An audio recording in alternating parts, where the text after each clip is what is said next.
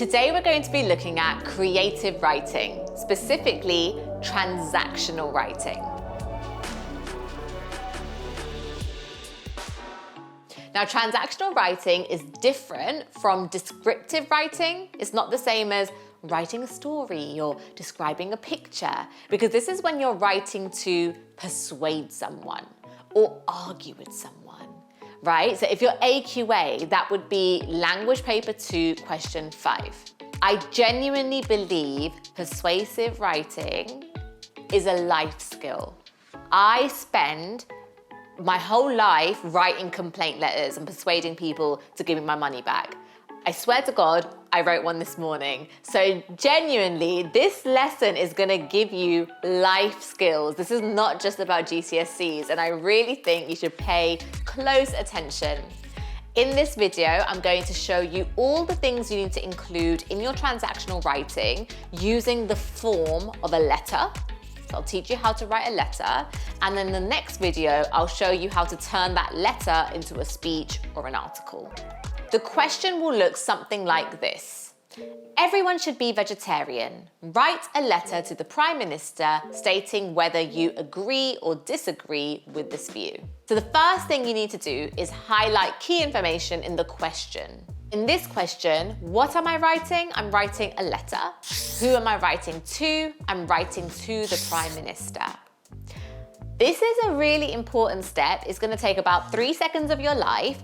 I will never forget when I had a student, really clever. She came out of her exam, came running into my classroom, really excited, and everyone's sharing what they did. And she realized that she ended up writing a speech instead of a letter.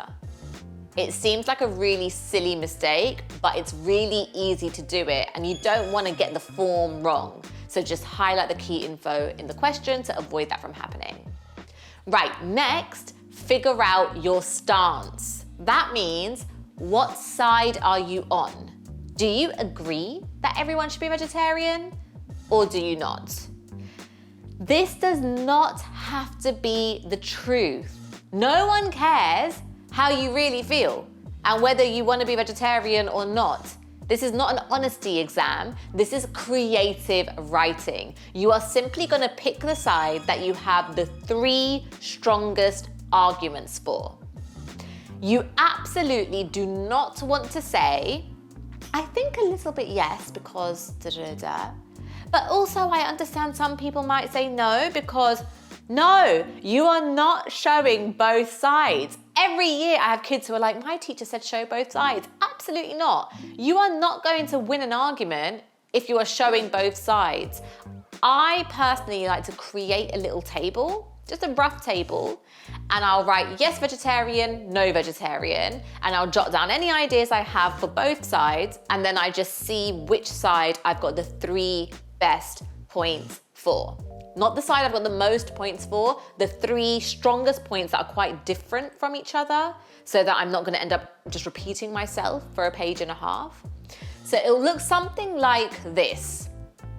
4 should be vegetarian. If I was just jotting down some ideas from the top of my head, I'm gonna say, we should be vegetarian because it's better for the environment. We should stop killing animals. I'm going to say for my second point, it's better for health to be vegetarian. And for the third point, I'm gonna say we should be vegetarian because it's cheaper and meat is really expensive. And if I quickly think about reasons why we shouldn't be vegetarian, I'm gonna say we shouldn't be vegetarian because we need to eat a balanced diet. And that's all I've got. This is a really good example of you don't need to tell the truth. I'm not a vegetarian, but in this exam, I'm going to pretend that I am one because I'm gonna argue that we should all be vegetarian. That's the side that I've got more, better, stronger points for. So now I'm ready to start my letter because I've got a plan of my main points. I'm not just writing and just hoping for the best. I've got an actual plan of what points I'm gonna raise.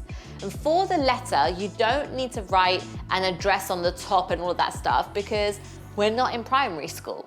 You simply start with the opening of the letter, saying to whoever. okay? But obviously you are writing a formal letter and you want to be taken seriously and you want to get a grade 9, you want to impress the examiner. You can't just start, hey mate, hi. Trust me, you may think I'm being silly. I have seen some very strange formal letters from like parents and stuff in my time that open in shocking ways, okay? So let's avoid that. Let me give you some options of how you can start your letter. I can say, Dear Mr. Sunak. It's good, it's quite formal. If I know the Prime Minister's name or it's been stated in the question, I can just directly address him. Fine. If I want to be a little bit more sophisticated though, I might say something like, Dear Sir/Madam. I quite like this, particularly if they haven't specified the name of who you're writing to, then I think Dear Sir, Madam is I think it's quite nice and sophisticated. And then option 3, you have my personal favorite, and that is, To whom it may concern. I got that from my dad. When I was little, he used to always write letters and he used to start with to whom it may concern. And I remember just looking at whom and thinking that's well posh, like who says whom? So from then on, it is my favorite. But remember, every word needs to start with a capital letter. So to whom it may concern, every single word, even the it, needs a capital letter because it's almost like that bit is replacing a name of someone. And you don't want to not have capital letters, you'll end up losing marks right at the start of your exam, so we don't want that. From there, we want to write an introduction because it would be really weird if you just wrote to someone and said, to whom it may concern, everyone should be vegetarian because, like, who are you? Why are you writing to me? Why should I care about you? I'm not gonna read a letter or take a letter seriously that starts like attacking me right from the opening line, okay? So we need a little intro to ease into our argument. In the introduction, we want to include these details. Where did you hear about this issue? Who are you and why do you care? And please remember, it doesn't have to be the truth. You can pretend to be whoever you want. You can say, as a mother of 2 teenage girls, I have seen the negative impact of social media. I'm not a mother of 2 teenage girls, yeah, but I can take on a character in my exam. And lastly, what is your stance? What side are you on? And what do you hope to achieve by the end of the letter? So you've made that really clear right at the beginning. So the opening of the letter should look something like this. To whom it may concern. I recently came across an article where you stated your desire for everyone to become vegetarian. As a vegetarian myself, I have experienced the benefits of cutting out meat from my diet firsthand. I strongly feel that it is crucial for everyone to be vegetarian, not just for themselves, but to preserve the world around them. By the end of this letter, I hope you understand and appreciate my reasons why. If I were you, I'd pause there, I would copy that introduction down because you can use a lot of these sentence starters and just adapt it in your exam. Right, next, we need to actually give our points and our main arguments that we had planned in the table earlier. And every point will make something called a body paragraph. We're gonna end up with 3 body paragraphs in total. So this is like the 3 points from the table, we're actually gonna expand on them and give our 3 main arguments. The body paragraph starts with a topic sentence. That is a sentence which summarizes what point you're gonna be talking about in the rest of the paragraph. So it looks something like this. Firstly, from an environmental perspective, everyone should be vegetarian because animals deserve to be protected. So it's simple, it's 1 line, it's a sentence, and it's basically just giving my first point from the table and I'm telling you what I'm going to be talking about in the rest of that paragraph. And that whole paragraph now is going to be about protecting animals, and that's why we should be vegetarian. Let's try and write a topic sentence for our second point. Moreover, if you consider physical health, eating meat can cause obesity and heart disease. And that whole paragraph now is going to be about physical health, because that's what I said in my topic sentence. And for our last topic sentence, it will look something like this. Furthermore, from an economic point of view, everyone should be vegetarian because some people may not be able to purchase expensive meat. Right? So we have our opening, to whom it may concern. We have our introduction, who we are, why we're writing.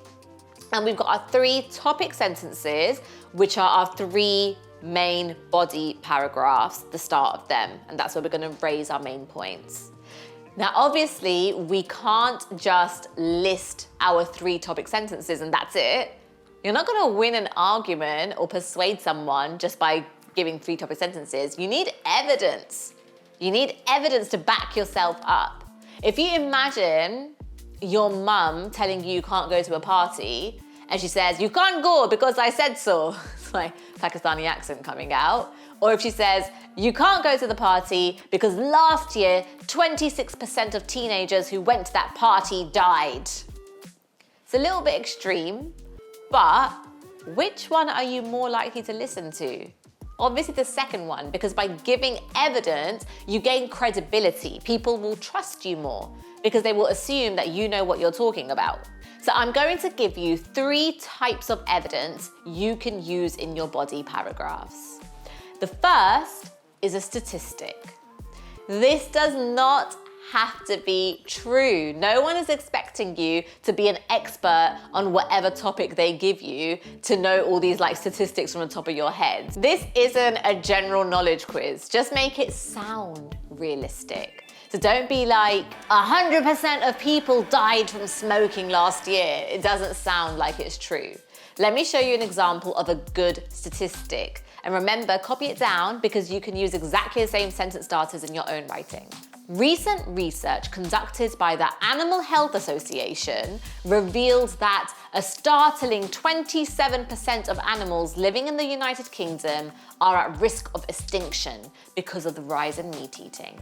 So I've got a statistic which directly links to my topic sentence about animals and about why we should be vegetarian. And actually, like I say, the sentence starters that I used, recent research reveals it even uses alliteration and stuff. So it's a really nice way to phrase it. Number 2, the second type of evidence you can use is a quote from a reliable source. That means you pretend a professor or a doctor, someone reliable, someone important, has backed up your argument, and you give a short, made-up quote from them. For example, Professor Victor Smith from Cambridge University declared, "Is it fair that wealthy people can afford good quality meat and others cannot? Of course it isn't." So I pretended there was a guy called Victor, who was a professor from Cambridge, and then I made up a short, not long, I don't need a paragraph from Victor, I just made up a short little quote saying that he agrees with me. And obviously whoever you're writing to, if they're like, wow, doctors agree with her, professors agree with her, people from Cambridge agree with her, then they're gonna probably listen to you and agree with you as well. Number 3, my last type of evidence you could use is a pretend famous story. Surely we haven't forgotten the renowned tale of Bella, the 14-year-old girl who was so consumed by eating fatty meat that she had a heart attack whilst at school. Her story should have taught us all that we should take care of our bodies and focus on what we put inside it. Obviously, Bella isn't a real person. You could even pretend like it's a celebrity story or something, but you just give have we all forgotten this big famous story that I just made up? Yeah, that kind of vibe. So we've done the opening of the letter, we've done an introduction, we've started looking at our body paragraphs, writing topic sentences and adding 3 different types of evidence. I just want to clarify, 3 types of evidence don't get squashed into one paragraph. You select one type of evidence and put it in one body paragraph. Another evidence in another body paragraph.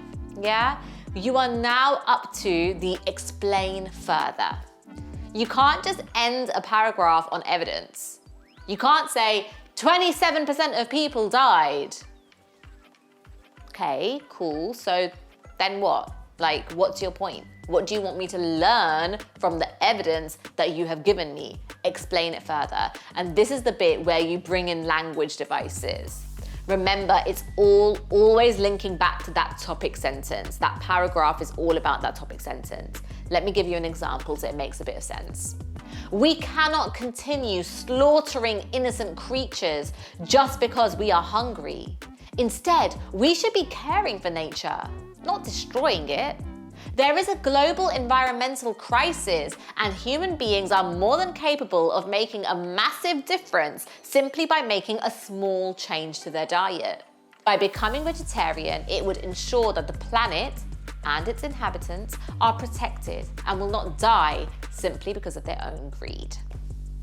I really like that. I am well impressed with myself right now. In that explain further, I put language devices. I wonder if you could spot all of the language devices that I put in there. If you can't, go back and watch my language devices lesson. But I also had all the other things from the creative writing mark scheme that the examiner looks for, like sophisticated punctuation and varied sentence length. And if you don't know that mark scheme, it's probably worth you going back and watching that. Okay. I also want to point out, do you notice that I use the words we a lot? We must do this. I use that inclusive pronoun all the time. It's better for us, our children, we, because it makes it feel like you're all part of one community rather than attacking someone and saying you. So that's another little trick for your transactional writing.